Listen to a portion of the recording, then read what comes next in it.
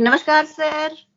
कर्क लग्न और कर्क राशि के बारे में बात करने के बाद अब चलते हैं सिंह लग्न की ओर। सिंह लग्न वालों के लिए सर नया वर्ष कैसा रहने वाला है और नए वर्ष 2025 में सिंह लग्न के जातक और जातिकाओं के बारे में क्या भविष्यवाणी कर सकते हैं और क्या फलादेश दे सकते हैं? जी धन्यवाद हिना जी।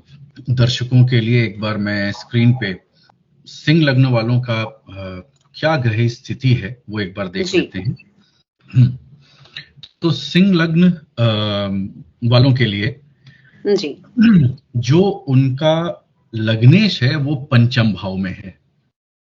वाह, बहुत अच्छी बात है जी। और जो उनका मंगल है, ठीक है, जो कि इस राशि के लिए योग कारक होता है, वो 12वें घर में नीच का है। अच्छा। राहु केतु जो हैं वो 2-8 एक्सिस पे हैं, जो कि मई के बाद चेंज कर लेंगे। और शनि भी अपना राशि परिवर्तन करेंगे, जुपिटर भी अपना राशि परिवर्तन करेंगे, यानी कि चारों बड़े प्लैनेट अपना राशि परिवर्तन करने वाले कर लेंगे। जी ठीक है।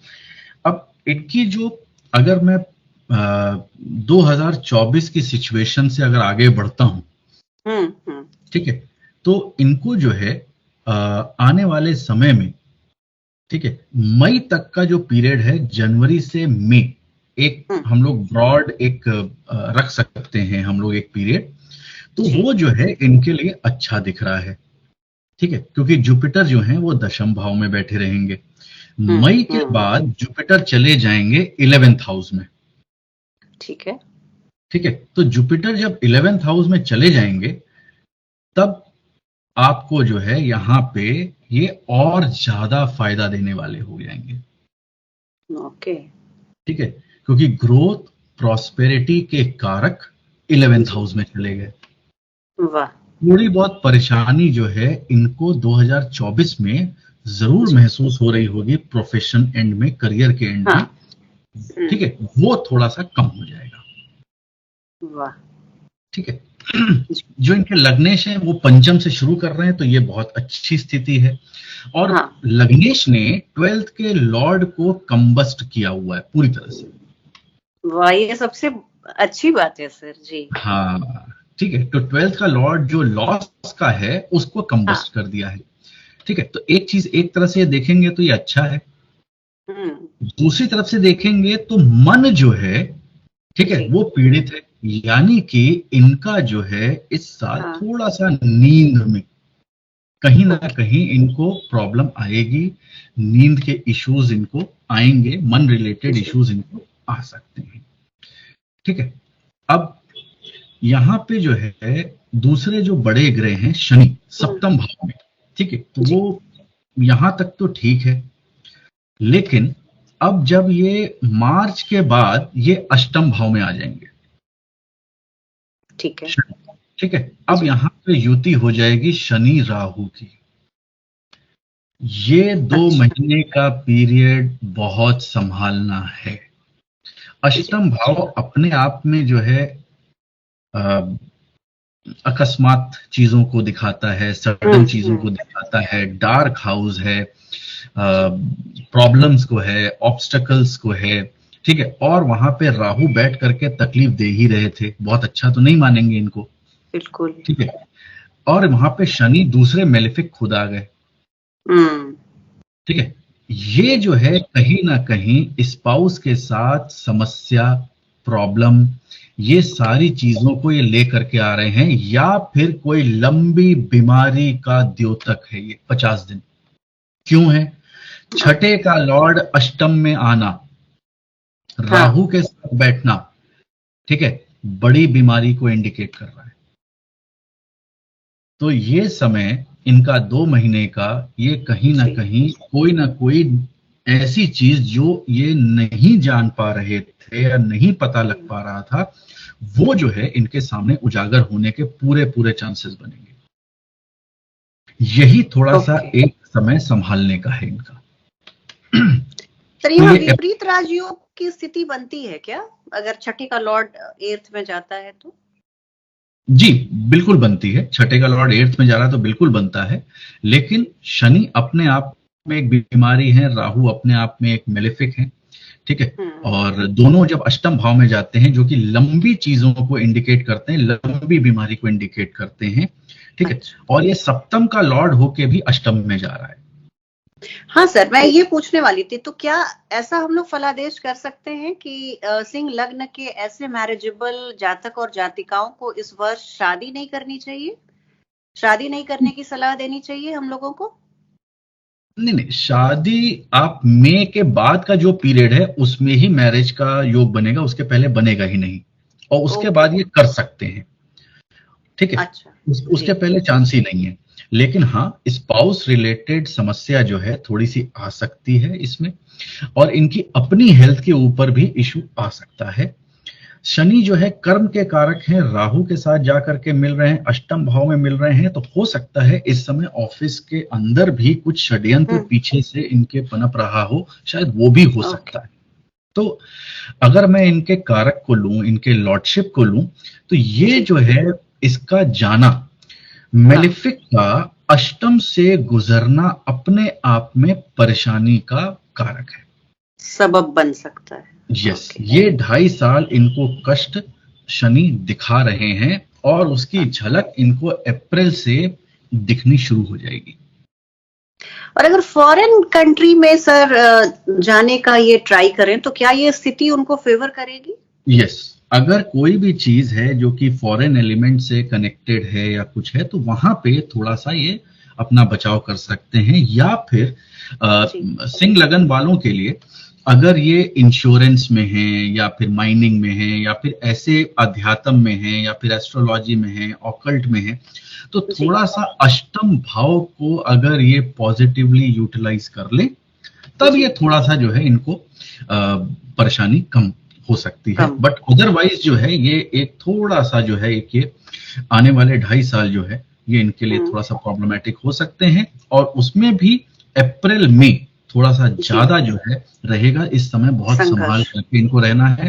अगर कोई भी चीज इनको हिंट, या बॉडी या इनको कोई भी चीज अगर हिंट कर रही है जी, ठीक है, तो ये यहाँ पे जो है बिल्कुल एकदम सावधानी से साथ काम करें।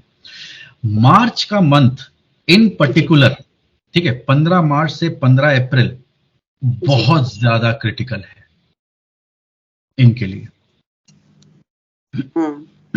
ठीक है। ये समय इनके लिए विशेष कार्य एकदम संभालने के लिए हो सकता है।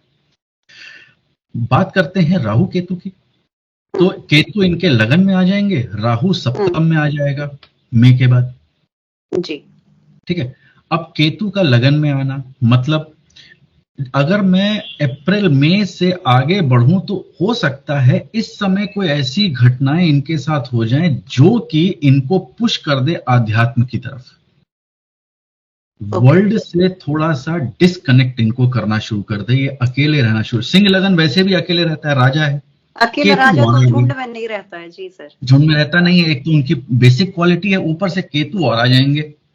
हाँ। और जो सिचुएशन बन करके आ रहे हैं तो वहां पे ये अपने आप को शायद खुद ही आइसोलेट करेंगे, ठीक है, ध्यान नहीं देंगे अपने हेल्थ के ऊपर। अच्छा, केयरलेस हो जाएंगे, केयरलेस हो जाएंगे अपने ऊपर, थोड़े से चिड़चिड़े हो सकते हैं, कट ऑफ रह सकते हैं, थोड़ा सा कंटेम्पलेट करेंगे कि भाई आध्यात्म क्या है, स्पिरिचुअल क्या है, ठीक है, वो सारी चीजें इनके अंदर वो शुरू हो जाएंगी और 1.5 साल के लिए वो चीज वहां पे मिलेंगी आपको। राहु का सप्तम में आना तो भाई ये तो आपके पार्टनर जो हैं, अगर आप बिजनेस में हैं, पार्टनरशिप में हैं, तो यहाँ पे आपको संभल करके रहना है। कोई नया डॉक्यूमेंट ये वो कोई चीज जो है आप जरा अवॉइड करिए, विशेषकर अपने स्पाउस के साथ, ठीक है, आपको संभाल करके सोच समझ करके काम करना है। सर, एक बात कही जाती है कि अगर लग्न में केतु आते हैं तो सूर्य उच्च के माने जाते हैं, तो क्या यहाँ पे वो एप्लीकेबल होगा? क्योंकि लग्नेश अगर उच्च के हो जाएं 18 महीने के लिए सिंह लग्न वालों के लिए, देखिए ये जो कॉन्सेप्ट, ये जो आपने सवाल पूछा है, ठीक है, ये वैदिक एस्ट्रोलॉजी में यूज नहीं होता है। ओके जी जी। ठीक है, ये कॉन्सेप्ट जो है लाल किताब का या बाकी विधाओं में कई लोग बोलते हैं, मानते हैं जी, मानते हैं, लेकिन यहाँ पे इसको हम ऐसे यूज नहीं करेंगे ट्रांजिट में। ठीक हाँ, ठीक। ये है कि केतु जो है यहाँ पे इनको थोड़ा सा कंटेम्पलेशन का एक समय जरूर दिखा रहा है, और जो 2 महीने के पीरियड के बाद ये निकलेंगे उसके बाद ये सिचुएशन का बनना थोड़ा सा दिखा रहा है कि भाई ये अप्रैल मई का महीना जो है इनको बहुत सतर्क रहने की जरूरत है, स्पेशली 15 मार्च से 15 अप्रैल। ठीक है ठीक है, मई के बाद आपका जो है थोड़ा सा स्थिति स्पाउस के साथ ठीक हो जाएगी, क्योंकि जुपिटर जो है वो 11वें घर में पहुंच के सप्तम पे दृष्टि डालेंगे, राहु का इफेक्ट कम कर देंगे, कम करेंगे। हाँ। ठीक है, और मैरिज करना है ऐसा कुछ है तो वो सारी चीजें भी यहाँ पे करेंगे मई के बाद जी। मई के बाद। और 11वें में बैठ करके जब ये पंचम पे दृष्टि डालेंगे तो 5th हाउस के लिए, बच्चों के लिए, एजुकेशन के लिए, प्रेग्नेंट वुमेन के लिए, ठीक है, उन सब के लिए भी बहुत अच्छा जो है एक समय लेकर के आएंगे, लेकर के आएंगे। और राहु केतु का मैंने आपको बता ही दिया कि ये थोड़ा सा समय जो है वो संभालने के लिए है, ठीक है। तो ये ओवरऑल अगर मैं देखूंगा तो ये जो है साल, ठीक है, इनके लिए एवरेज जाएगा। अप्रैल में, ठीक है, थोड़ा सा कष्ट हो सकता है, उसके बाद जो है ये इनके लिए साल काफी ठीक हो जाएगा। उसके बाद जुपिटर जो है वो 12th हाउस में चले जाएंगे आपके अक्टूबर के बाद। ओके। एग्जॉल्ट हो जाएंगे 12वें घर में, यानी कि बड़े खर्चे की तैयारी कर लें, या एमएनसी में काम करते हैं तो वहां लाभ की स्थिति बना सकते हैं। बिल्कुल बना सकते हैं, यानी कि अक्टूबर के बाद कोई बड़ा घर, इन्वेस्टमेंट, शुभ कार्यों में घर खरीदना है, प्रॉपर्टी खरीदना है, ठीक है, इन सब चीजों के बड़े खर्चे जो हैं यहाँ पे मेरे को होते हुए दिखते हैं।